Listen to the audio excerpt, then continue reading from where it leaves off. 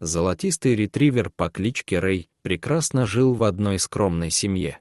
Частный дом, небольшой огород, а вокруг огромные просторы леса. Но все хорошее когда-нибудь заканчивается. Подрастающее поколение рвалось в большой город. Семья решила переехать в городскую квартиру, оставив дом вместе с псом, и только приезжать кормить его, так как взять собаку в квартиру не представлялось возможным. Рэю это не понравилось, он день и ночь скулил и отказывался от еды, каждый день наблюдая, как его хозяева уезжают без него. Спустя полгода семье стало трудно ездить, и они отдали его соседке, которая должна была подыскать Рэю новый дом. Пес лаял и вырывался из рук девушки, в последний раз наблюдая, как от него уезжают хозяева. Его бросили, теперь уже навсегда. Девушка искала ему хозяев, пес не хулиганил, даже отказывался гулять, лишь лежал с грустной мордочкой, уставившись в окно. Но вот золотистого красавца решили забрать. Мужчина лет 35 на вид, улыбчивый и общительный, так и не подумаешь, что за этим поведением может стоять что-то ужасное. Он забрал Рэя к себе. Недобрый взгляд сразу упал на собаку, стоило им только пересечь порог. Пса посадили на цепь, накормили и ушли. Он, конечно, начал лаять и выть, ему хотелось узнать новую территорию, и все еще терзала грусть от предательства хозяев. Не выдержав воя, разъяренный мужчина тут же выбежал с палкой. Собака металась по углам, докуда могла дотянуться, мужчина жестоко бил пса, выкрикивая команды, и если пес моментально не сообразил, снова бил. Вой сменился на громкое скуление.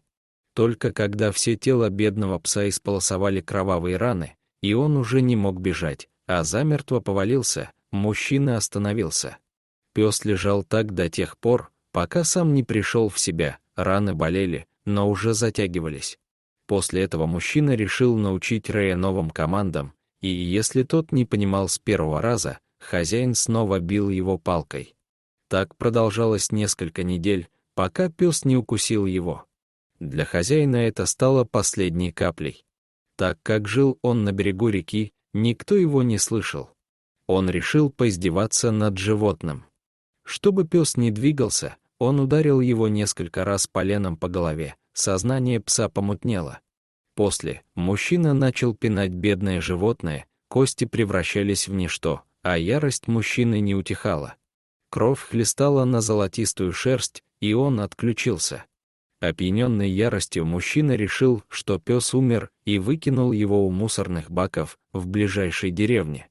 Рэй чудом выжил, раны через несколько месяцев затянулись, но шрамы остались. Лапки плохо функционировали, они не могли зажить, и он через боль бегал, побирался на помойках, не подпуская к себе людей. Ребра торчали, его тело было похоже на обтянутый кожей скелет. В этот день он опять направился попытать счастье на помойке, роясь в контейнерах, он сразу не заметил двух мужиков. Они кинули мусор в бак и раздался лай, собака вышла и начала поспешно удирать. Подвыпившим мужчинам было смешно смотреть на прыгающего неказистого пса, и решили ему помочь, прекратить страдания. В голову пришла мысль накинуть веревку и придушить беднягу.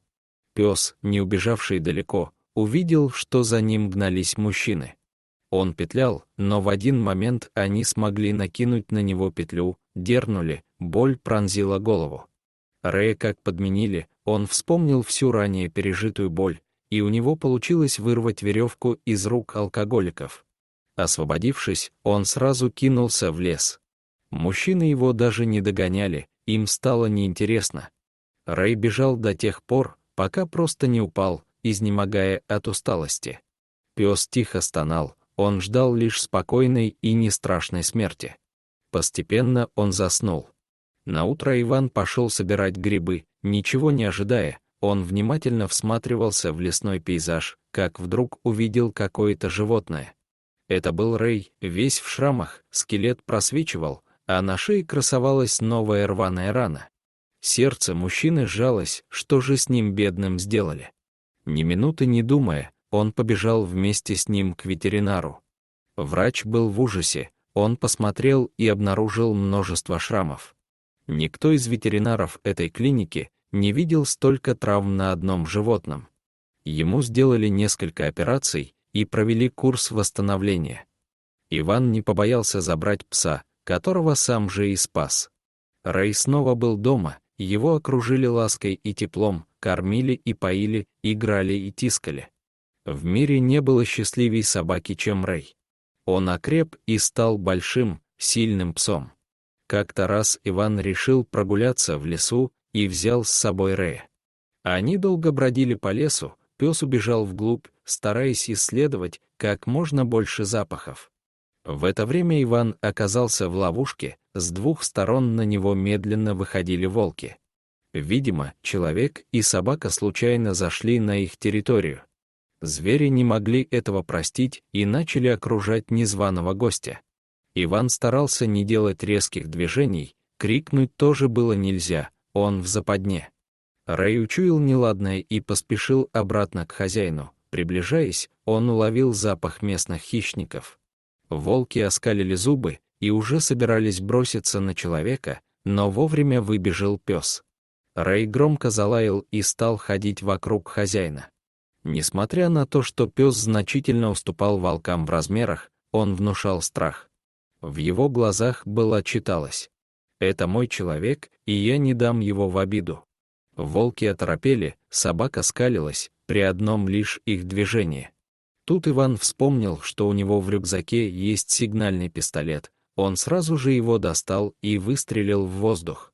Волки поспешно скрылись в лесной чаще. Друзья тоже аккуратно поспешили убраться домой. Не будь рядом отважного пса, могло бы произойти непоправимое, но пес не дал в обиду своего спасителя. Дорогие зрители, если вам понравилось это видео, то ставьте лайк и подписывайтесь на наш канал. До свидания.